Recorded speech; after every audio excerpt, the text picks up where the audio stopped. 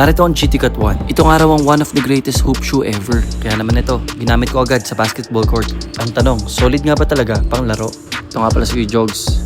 At ito ang Nike GT Cut 1 shoe review. Unahin natin ang traction. Malakas at very loud ang squeak niya dito sa wooden court. Sa laterals and mga cuts, grabe guys, napakakapit nito. Masasabi kong top tier yung traction niya. Kahit medyo dusty yung court, talagang makapit pa rin siya. At so far, mukha namang matibay. Next naman sa comfort. Para sa akin, sakto lang yung lambot niya. Ramdam mo yung react and zoom cushion sa loob. Tapos nagustuhan ko rin yung lockdown. Sobrang lambot nga lang ng uppers. Medyo nakakapanibago. Kailangan siguro masanay. At finally, sa court feels. Ito yung sapatos na hindi na kailangan ng break-in. Tapos feeling mo mabilis ka habang gamit mo to. Dahil magaan at makapit.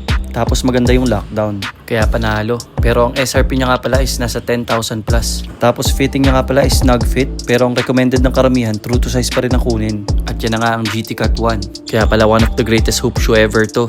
Dahil napaka-solid talaga. Again, ito nga pala si Kuya Jogs. Kung nagustuhan mo tong shoe review ko, sana ma-share mo tong video. Peace.